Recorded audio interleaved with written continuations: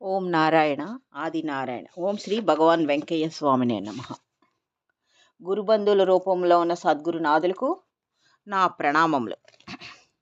పూజ, ఉపవాసం, దీక్ష, పారాయణం, నామజపం మొదలగునవి ఆధ్యాత్మిక సామ్రాజ్య ప్రవేశమునకు అర్హతను ప్రసాదించే సాధనలు. మనిషిగా పుట్టి ముముక్షువుగా మారుటకు ఈ అర్హతను ప్రతి ఒక్కరూ సాధించవలసి ఉంటుంది. కానీ ఎవరికి ఏ సాధన తగినది అన్నది మాత్రం ఒక్క సద్గురువుకు మాత్రమే తెలుస్తుంది. పూర్వజన్మ సాధనలు అనుసరించి ఈ జన్మలో ఏ సాధన తగి ఉన్నది అన్నది ఒక్క సద్గురువు మాత్రమే చెప్పగలరు. ఎందుకంటే మన గత జన్మ వివరములన్నీ వారికి తెలుస్తాయి. ప్రస్తుత జన్మలో మన కష్టాలు, ఆపదలు నివారింపచేయుటకు, తత్వజ్ఞానం పొందుటకు, తద్వారా జన్మ పరంపర నివారించుటకు తప్పనిసరిగా గురువుని ఆశ్రయించాలి.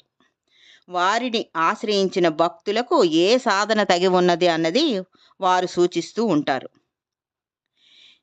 ఈ సాధనలో ఒకటి అయిన ఉపవాసం గురించి అవధూత శ్రీ భగవాన్ వెంకయ్య స్వామి వారు వారి ఆశ్రితులకు వివిధ సమయముల్లో ఇలా సూచించారు.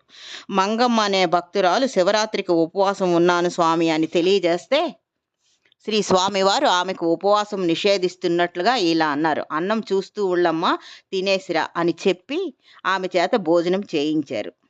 అదే శ్రీ స్వామివారి ప్రియ శిష్యుడు రోసిరెడ్డి గారికి, అయ్యా అన్నం లేకుండా 5 రోజులు ఉండేవారెవరో చూపించయ్యా అని అంటూ శ్రీ రోసిరెడ్డి గారి చేత 5 రోజులు ఉపవాసం చేయించారు. అంటే శ్రీ మంగమ్మ గారి జన్మ సంస్కారమునకు ఉపవాసం తగదని చెప్పారు. మనసు శరీరం పూర్తి ఏకాగ్రతతో, అన్నం గుర్తురానంత ఏకాగ్రతతో భగవంతుని సన్నిధిలో ఉన్నప్పుడు మాత్రమే ఉపవాసం చేయాలని, ఆహారం పైకి మనసు వెళ్ళినప్పుడు ఉపవాసం తగదని సూచించారు.